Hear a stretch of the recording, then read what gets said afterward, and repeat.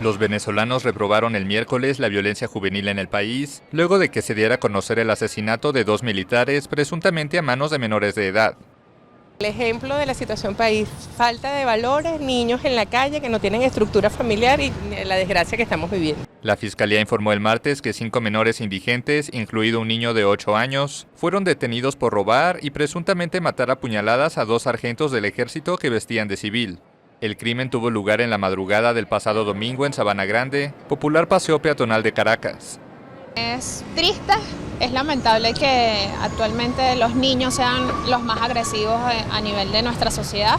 Significa una deficiencia en la educación, en los valores familiares, en decadencia, digamos que están ahorita, es lo que refleja esta violencia infantil.